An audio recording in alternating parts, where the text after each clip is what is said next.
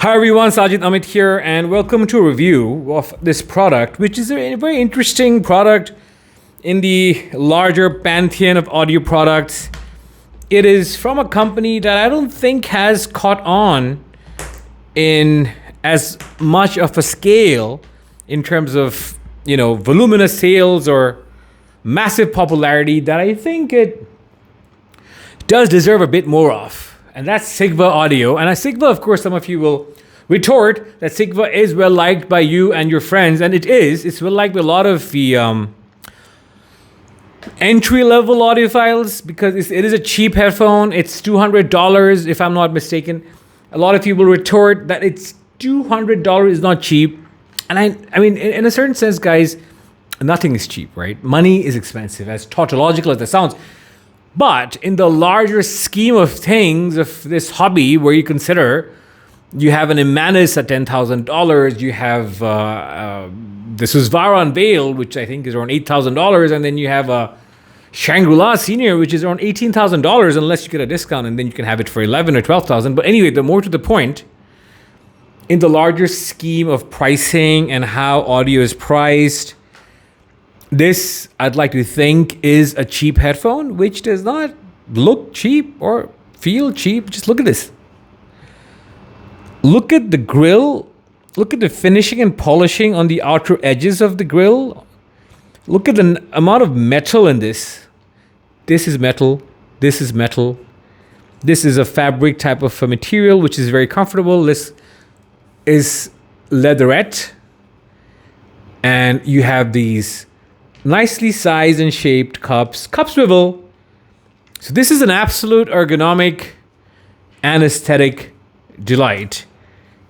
And I give Sigva Audio massive kudos for making a headphone at this price point that doesn't look out of place with like an expensive Felix Audio Euphoria. And it just sounds amazing on the Euphoria as well.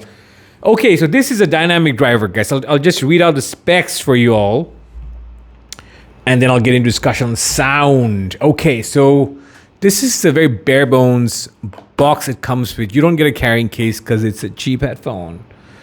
It's got a 50 dynamic driver. Its impedance is 38 plus minus 15 ohms because this impedance curve does, vary with the frequency response. Its sensitivity is 100 dB. Its weight is 342 grams, which means it's very light. And if you take into account the impedance of 38 ohms and sensitivity of 105 dB, my friends, you have a winner in terms of how easy it is to drive. And therefore, you can drive it off a DAC. A DAP, which is not a digital to analog player. It's a digital audio player.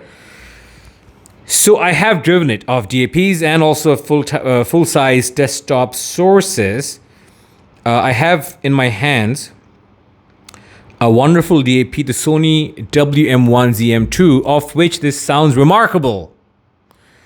And the sound of this is sensitive to what the pairing is, something I felt, which is interesting considering that this is an early sort of like an entry-level performer, and it's somewhat sensitive to its source.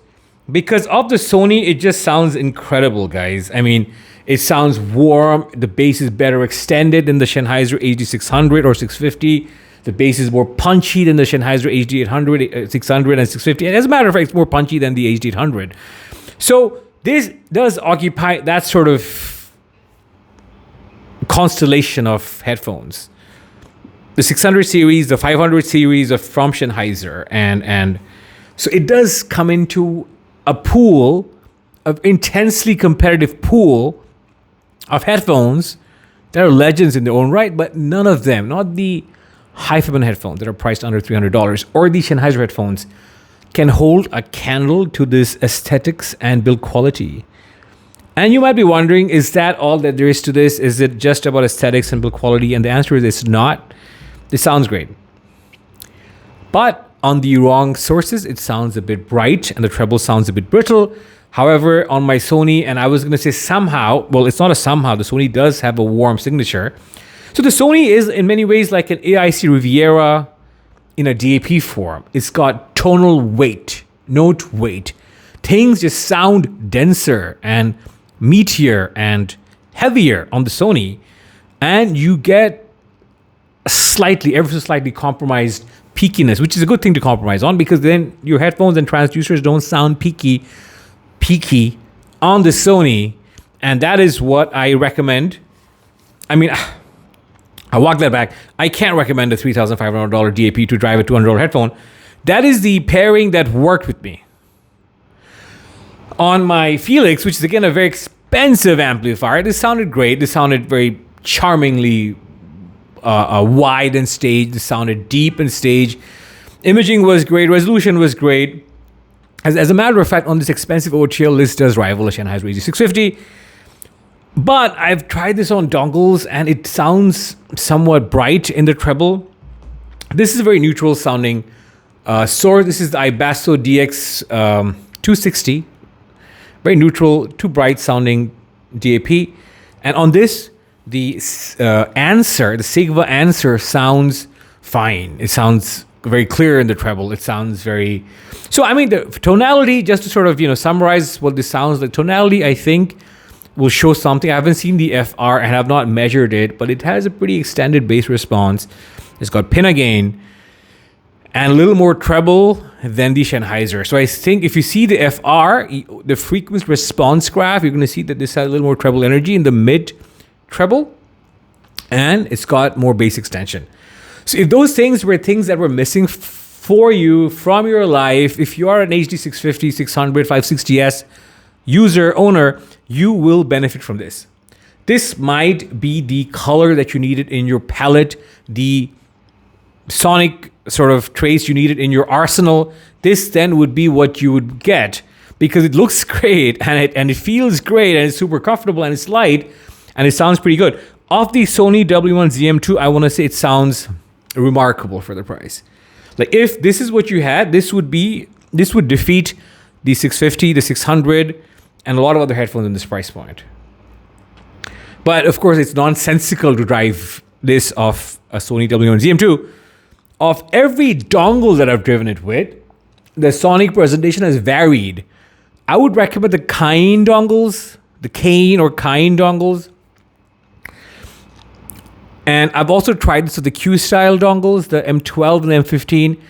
And the Q-style dongles have more juice, I think. So in a certain sense, I'm not saying this needs a lot of juice, but there was good synergy with the Q-style dongles. I was getting a pretty flat and well-rounded and well-balanced performance.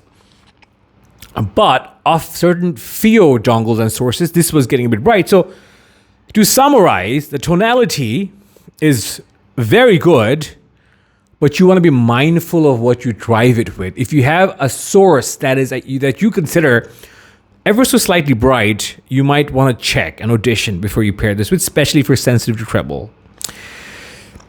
Technicalities wise, guys, it's pretty good for the price. The resolution is pretty impressive. The soundstage is wide. That's something that stood out for me. I'm not exactly sure how they achieved this level of soundstage on a headphone of this price point, but it's pretty wide if that matters to you. Imaging is precise. Dynamic slam is there, and that's impressive for this price point. This might even be the punchiest headphone at this price point. And because of that sort of treble presentation, it does become lively, like on a certain tracks and with certain sources. If you like listening to aggressive and energetic genres, and if that's something you crave, and you're looking for a headphone at this price point for something more energetic, something that grabs you by the collar and doesn't let go, and it just sounds exciting and doesn't get boring, and you like a little bit of treble to wake you up, this could be the headphone to get at $200. So that's it, guys. I mean, the Sigva Anser could be the answer if that's what you're looking for. But of course, as always, I encourage an audition of anything that I talk about on these reviews before you decide to buy. Sajid, I'm signing out, and stay tuned for my next one. Bye-bye.